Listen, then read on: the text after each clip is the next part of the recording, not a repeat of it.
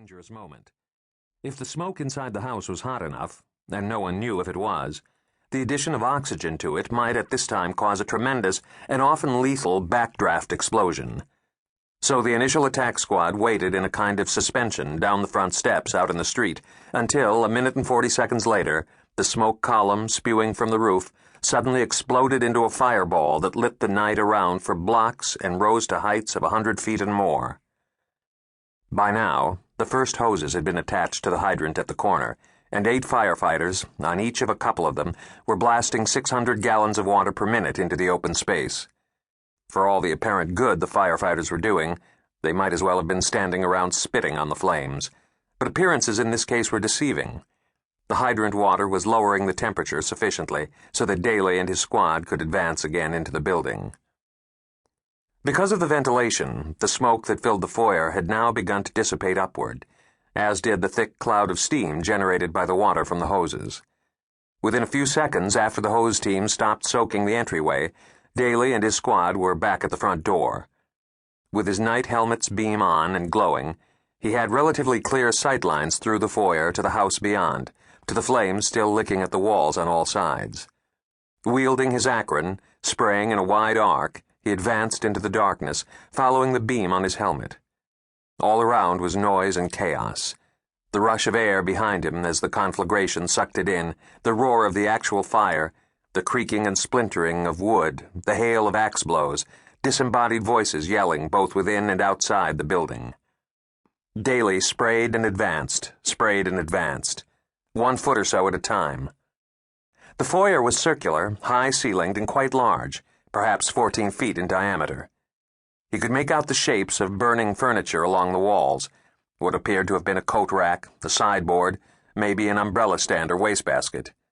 Drapes over a pair of windows, curved to the shape of the house, were all but incinerated. One opening to Daly's right led into another open room, and directly ahead of him another doorway fed into a hallway.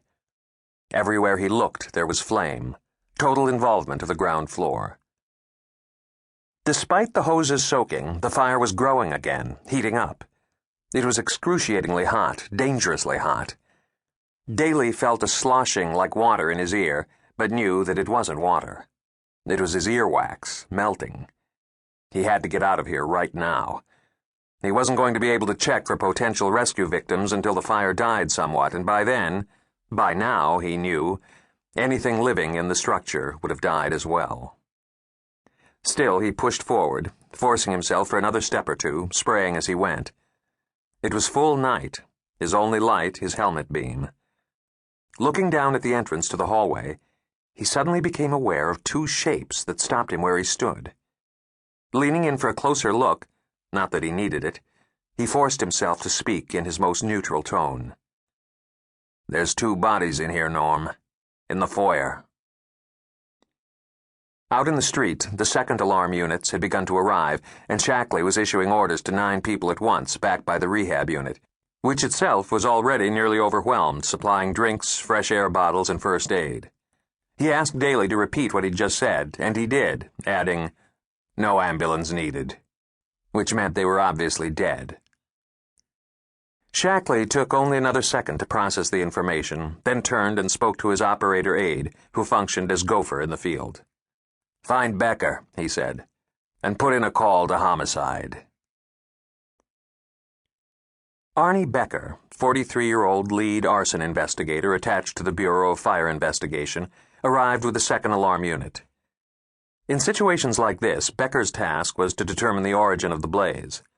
To do that, he'd have to enter the building and investigate all the indicators: V patterns on walls, decalcification of sheetrock, alligatoring of studs, condition of electrical components, and so on, and by doing so hope to locate the spot where the fire began and, if possible, what might have caused it. Becker was a 20-year veteran of the fire department. In San Francisco, his whole working life, he was particularly familiar with Victorians, and he knew that this house, with all the places in which a fire could hide, would in all likelihood burn through the night and perhaps well into the next morning. He wasn't going to have an answer any time soon. But that didn't mean he didn't have a lot to do. A huge crowd of onlookers had coalesced on the block, and more were streaming out of houses both up and down